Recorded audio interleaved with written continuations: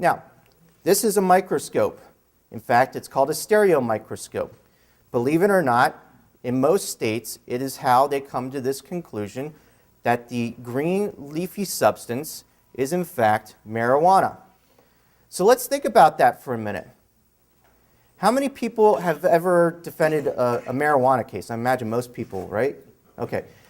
And you get back the lab report that says in one sentence, hey, it's marijuana, your guy's done, right? Okay. Has anyone got the SOP or the standard operating procedure to figure out what sort of analytical testing they're doing in order to determine that it is in fact marijuana to the exclusion of all other green leafy substances? Anyone? Think about this. Okay. More than likely what they're doing in their state, even in the state lab, I don't know if you have local labs that are around here, what they're doing is doing stereo microscopy. What stereo microscopy is basically they're taking a look under the microscope at a relatively low power, usually about 20 or 25 times, and they're looking for characteristics that they believe to be consistent with marijuana and nothing else. And so the bottom line of it is, if you think about it, it's I have trained eyeballs, my eyeballs are better than yours, and because I take a look at this green leafy substance, and specifically when we zoom in and we take a look at it, that it's what they're specifically looking for are called cytholithic hairs that react to ducanoid or acid and they create bubbling. That is totally subjective. There is absolutely there's a paucity of studies out there, if there's any at all, that would be able to determine whether or not, to the exclusion of all other types of plants on the planet Earth, that the only marijuana, and only marijuana, has cytholithic hairs that reacts to chemical process by bubbling. There's no study that's out there. So if your state is doing botanical-based, that's what it's called, botanical-based stereo microscopy, that's a very, very big problem because it's totally subjective. It's not empirical. And so you have to be aware of that. What's worse is even in my state, Pennsylvania, they do what's called polarized light microscopy. This one's even funnier. It's for cocaine. What they do is they fluoresce it and under the microscope, and if they see twinkling in this type of fashion under that microscope, it's got to be cocaine. That's the business that's going on out there. We don't know about it because we're not exposed to it. You need to expose it in front of a jury and show what it is not science, not forensic in nature. It's subjective in nature. There's better testing out there, such as GCMS, gas chromatography mass spectrometry, that is scientifically will get rid of this I have a great set of eyeballs type of business that goes on in state labs. So you have to be aware of those types of things and issues that are out there. Because if you rely upon my trained set of eyeballs, my high-grade trained set of eyeballs, can anyone tell me, just by looking, not from your own personal experience, just by looking and what you've seen on the internet or something like that, which one is marijuana, which one is not marijuana, or, trick question, is there marijuana up there? And the reason why you can't do this whole hocus pocus of I can tell by looking at it type of thing is because you can have a lot of innocent things that look analogous to it, and these are nice examples because you get the whole leaf.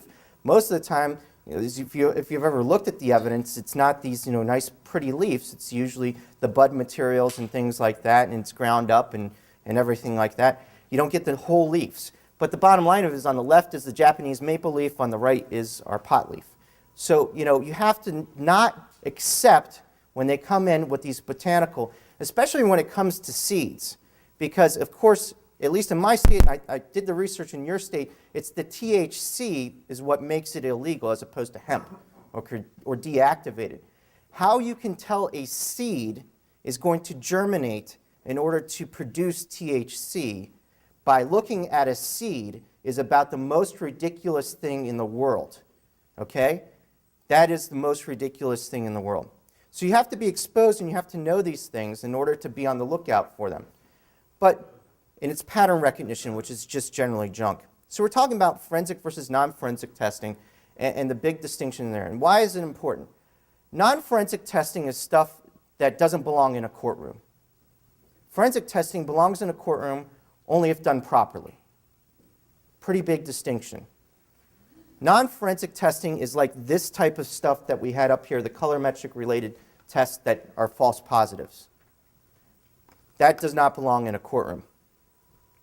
So what I want to do is I want to talk to you about one that's near and dear to my heart, and now we're going to start talking about blood testing. Okay, it's hospital blood testing. I'm on a crusade to end enzymatic assay, or what's called hospital blood testing in the United States, for determination of a blood alcohol content.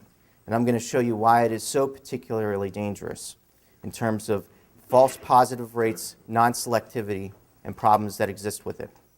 Okay, by way of analogy, there are two ways. I have a daughter. She's 16 months old. She's gorgeous. She's the light of my life. Just absolutely love her. Runs around, toddles around, and does all fun things that a 16-month-old does. There's two ways to weigh my daughter. The first way is I take my daughter, get out the scale, I put her on the scale, and I see what the scale says. That's called the direct measure. The other way to do it is that I weigh 203 pounds. My daughter, because I did the direct measurement of the scale, is 23 pounds. I get on, the second way of doing it is I get on the scale with her on it after I know that I'm 203 pounds. Let me restate it a little bit easier. Okay. The first way you can do it is you put out the scale, you put her on it, and it says 23 pounds. Direct measurement. Nothing interferes. It's a direct mass measure that's there. You take her off. The second way of doing it is if I hop on the scale first, I see I'm 203 pounds, I step off the scale, I go grab the toddler, and she's wiggling and everything like that. Then I go step on the scale again, and it says 226 pounds. And then what I do is I take that 226 of the both of us, subtract the 203 of the known, that is me, that comes up with 23 pounds. But what ends up happening is that second way, if I do it that second way, the indirect measure way, what ends up happening is my wife looks at me like I'm, stupid and says, why on earth did you weigh our daughter that way? Why didn't you just put her on the scale? And that is precisely what is happening in hospital blood cases. They are not measuring ETOH, or drinking alcohol. They're not measuring that at all. What they're doing is what's called an indirect enzymatic assay testing. And I'm going to explain every single one of those words.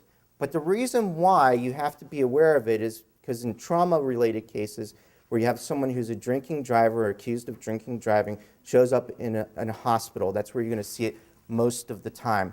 And then they pull, as part of their medical course of treatment, different blood tubes at the end of the day. And what you have to do is you have to think about the environment that it's in. The environment that it's in is not a forensic environment. It's not run by scientists. It's run by clinicians, people who are looking to stat immediately now, treat someone with an acute problem. So it's fast and it's dirty, and you can't run a GC type of test or a gas chromatography type of test because that takes several hours. By that point in time, the person is either dead, treated, or stabilized. So instead, what exists out there is hospital blood testing because it's fast. This type of testing is also fast, but it's not accurate, as we saw here. It's not precise, it's not selective, and it doesn't test for marijuana to the exclusion of all other things. That is the problem with hospital blood testing. It's helpful in a clinical environment of an emergency room. It's disaster in a courtroom.